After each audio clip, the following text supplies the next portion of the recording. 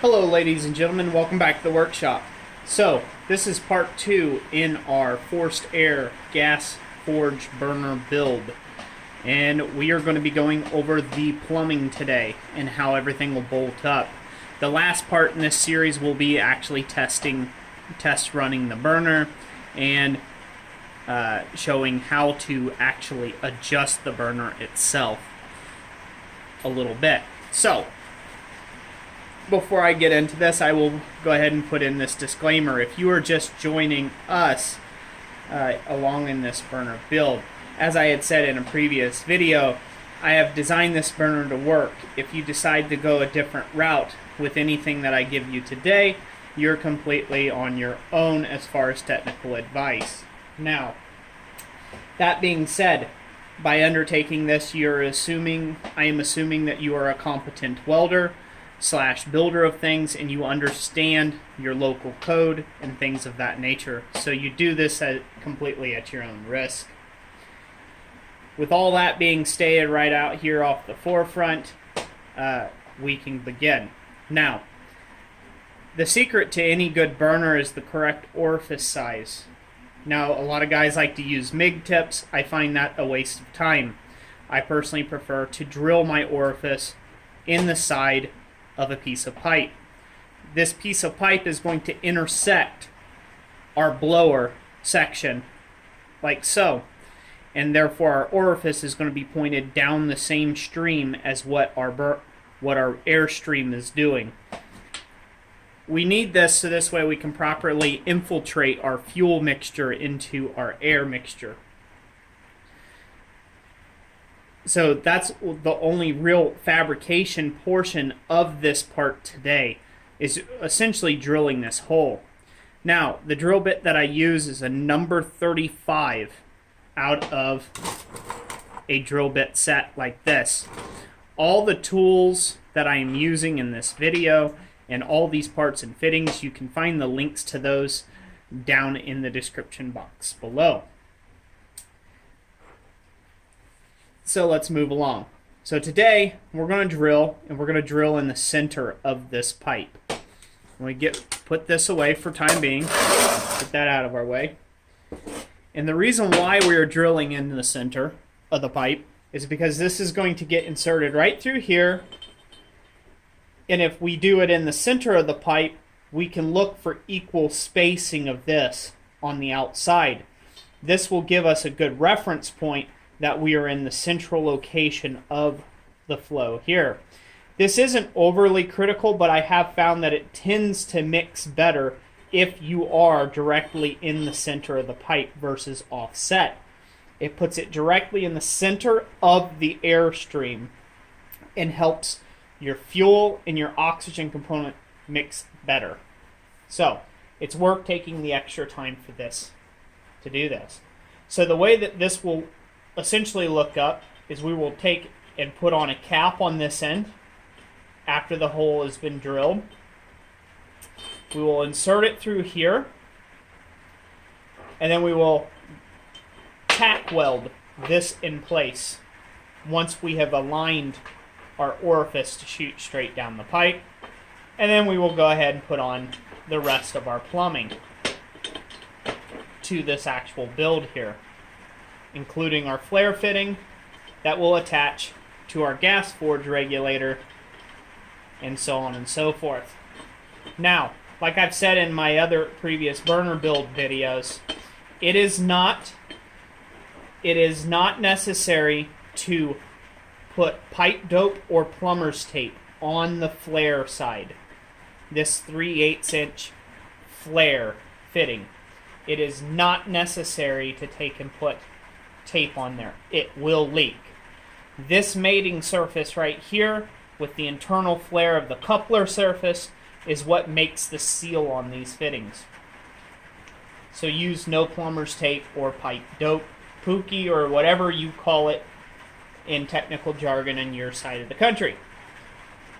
The rest of the fittings, however, we will use plumber's tape on them.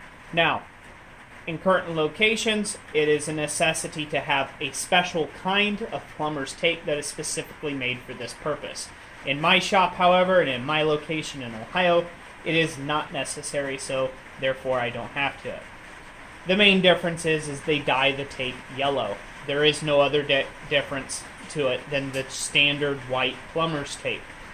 Same thing, consequently, you could use pipe dope instead around each one of the joints and works just as well. So that's what that assembly is going to look like when we're all said and done. One big difference though, this will be over here. So this will actually be in reverse of the way you see it now. I just did this so you guys could see that and how all that in goes together. But essentially it's going to look like this. Just like so. There'll be an equal spacing from here to here on both sides. And then we'll have the orifice pointed straight down the pipe. Now you may ask yourself, how are we going to make sure that we got that orifice pointed straight down the pipe? I like to use reference points on my fittings. So what I will do is I will go ahead and drill the hole, and then I will come in here and I will tighten this cap until it lines up perfectly with that drilled hole. So this way I actually have a reference point.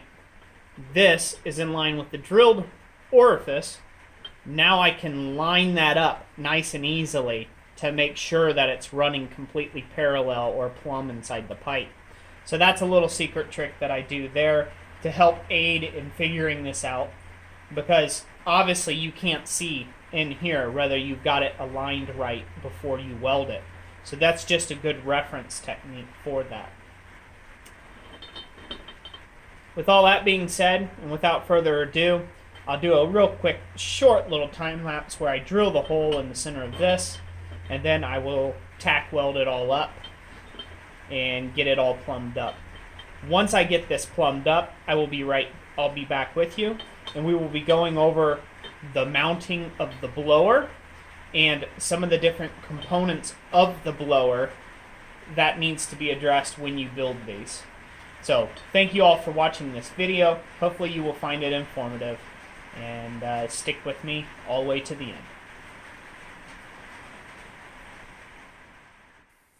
Okay, everybody, here we are at the drill press. So, we've got our number 35 drill bit locked in, and then we're just going to drill in the center of this pipe like previously stated. One trick to doing this is use very light pressure. It's very easy to break these bits. Now we're going to move on to go ahead and put in our tape on our gas pipe itself, and we are going to align that little cap you'll see right here with the hole position or our orifice position. Sometimes it's good to give it some marks just so you know where it's at after tightening. This way you can make sure that you get it aligned and pointed straight down the burner tube. Get it good and tight. Okay, now we're going over here to the welding table. And now that we've actually ensured that this orifice is pointed straight down the tube, we are going to go ahead and tack weld this up, and then we will weld this in full.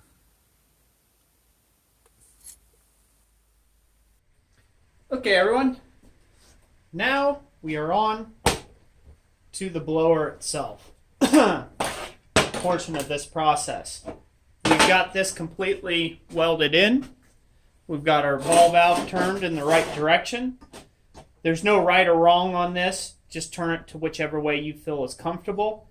I personally prefer a ball valve that's going to face the direction in which that it is easy enough for me to read the handle, which way's on, which way's off. I know that seems a little counterintuitive. You would think you would know. But just in case somebody else is forced to have to shut down the system for you and they're not 100% sure, it's very easily seen and read about. So, moving on. Let's go on to the blower component. I'm going to talk. As you can see, I have already wired this blower.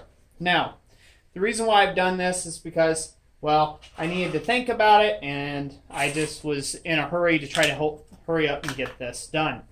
Now, that being said, inside this box here, there's not a whole lot of room. So I essentially used my splice and solder method with heat shrink tubing to do all my wire connections in here. Inside this blower unit, there is just 2 wires. There is a hot and a neutral wire.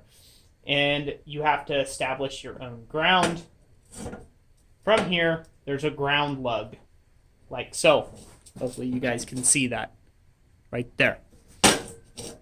So you have to take your ground from here, establish your ground so this unit is electrically bonded and grounded, and then the rest of your wiring just, black to black, white to white. At least that's the way it is here in the United States. So the switch, the toggle switch that I put in here, this was essentially a 1/2 inch hole that I drilled, so this way I could put the toggle switch up through. Now, you do not personally need a toggle switch. This is just an add-on I did, so this way my on and off for the blower was nice and easy, and it was all right here. You could obviously go somewhere else down the line, so say you're mounting this on a stand, and wire this cord into a light switch, and then wire a plug-in out the other side. Speaking of which, the wire I chose to use is a 14-3 wire, which should be plenty enough as this thing barely draws 1/4 of an amp. So it's definitely overkill, but I like overkilling my things like that. It's a 14 gauge, it's a 3 wire, and they sell this at like your Home Depots and Lowe's, and it's kind of like an extension cord wire. I like this versus household wiring because household wiring is usually not UV rated, and this stuff is, or it should have a UV rating on it. You can usually find that on the actual wire specification itself before you ever buy it. But if you're going to be spending the time to make one of these, don't skimp on your electricity. So the electrical portion is already done. This is what I chose to do with this, as this would work best for me. I plan on using this burner on several different gas forge designs in the future, and so therefore I wanted it to be fairly flexible and portable as to doing different forges. Now, moving on. We don't have anything to do with the flange. That should mount up perfectly to our burner already, because we had already set that in place when we tack welded everything up. So we're good there. Now, this part here, this is your air gate or your air damper. All this does is this limits the amount of oxygen that this blower can pull in and push out and produce, essentially slowing or ramping the blower down. You don't have to do it with this. You could do it with a rheostat switch, something that you can turn or crank the blower up and down. Although I have heard that on an AC motor like this one is, that is a bad thing for alternating current motors. It's better done on a DC current motor. Now, that's why I went ahead and selected this. There is a small washer in between this air plate and the blower itself. Reason for that being is you always want there to be some sort of air gap. You don't want to seal this completely.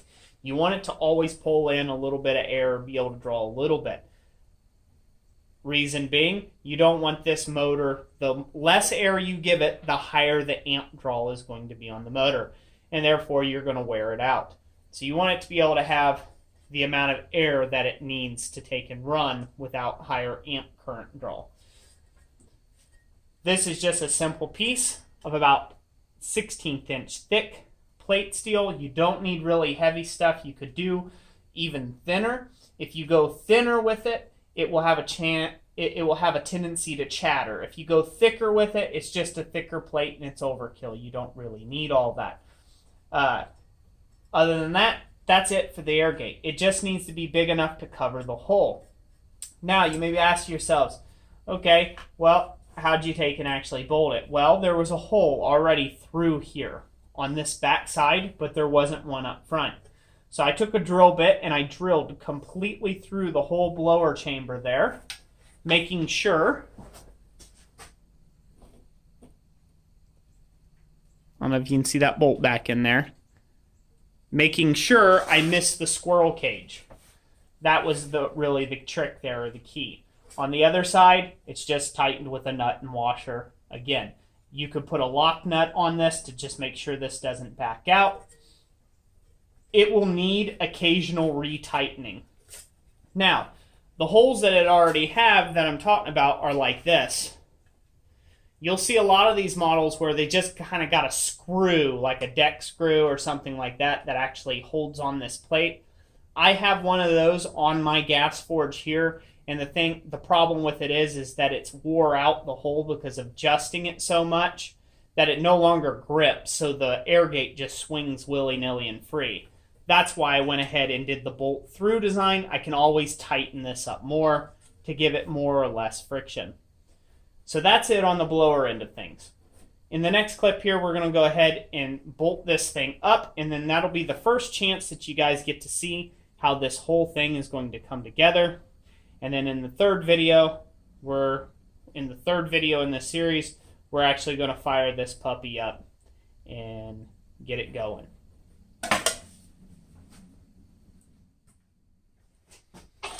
Alrighty, so for this next part, there's nothing about this that is rocket science here. We're essentially just going to slip a bolt through the hole and align our holes up. If you've done everything correct to this point, this will be easy peasy to take and go together here. So the way I do it is I like to use we're slipping through our 1/4-20 bolts here. I like to take and at least get one bolt established in spot where it won't fall out, and then I will move on to the others, and I get them all in first before we actually do anything else as far as tightening the things down. We want to get all the bolts in place first, as this just helps in general make sure that all the holes are lined up exactly the way they ought to be. So let me get this in here. Sorry guys, got right in front of the camera for you. Oh, we just keep throwing in our stuff. The way that these go is I usually just put the bolt head on this side, on the burner tube side, and then I go ahead and put the washers, lock washer, and then the nut on, just like so. It makes a pretty quick work of it. Nothing too exciting here. It's not too radical. But about this time in this process, you start getting pretty antsy because you're starting to think to yourself, wonder how this is going to run. Man, I hope this works well. Gosh, I hope I didn't just make a whole bunch of YouTube videos for nothing. And so you get a little antsy to see this thing run. So I know you guys are probably dying to see this run. But that'll be a subject for another video. Now, once you get all your stuff together, just tighten it up like you would tighten anything up.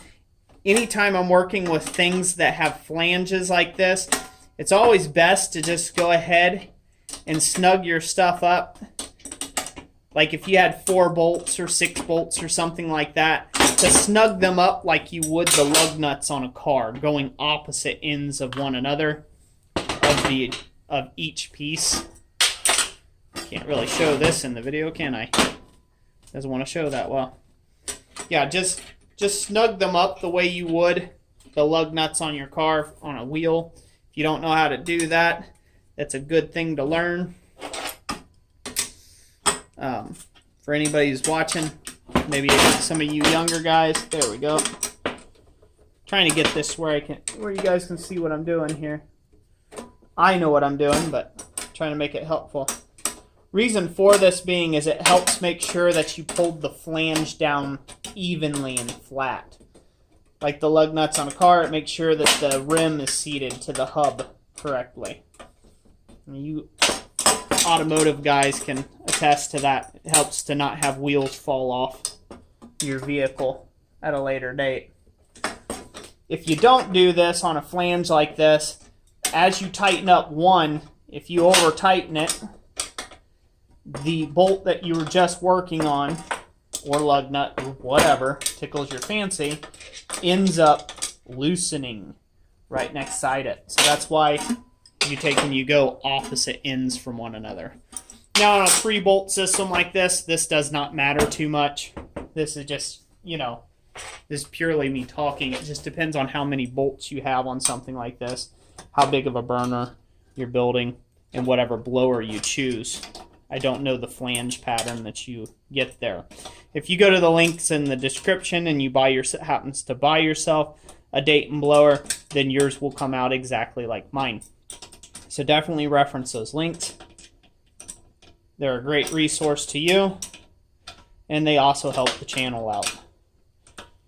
So if you like what I do, you can do that. Now, here we go. Get this all tightened up. There we go. Nice and tight. So here we are, the finished product. So as you can see, all my main important parts are all going to be on the same side. My off-on switch, my off-on for the gas and propane, and then also within reach, my air gate, my damper is going to be just right in a premium spot for me to adjust everything. So just a little thinking ahead before you start on your project to how you want your blower and burner and your accessibility to be will really make these burners a dream to work with. So anyways, that's it for today. That's the end of part 2 of this video. Next part will be the actual hookup and tuning of the burner and showing you guys how to do that in the little test, the test burn cycle on this. Hope you all enjoyed this video. God bless you all, and we will catch you on the next one.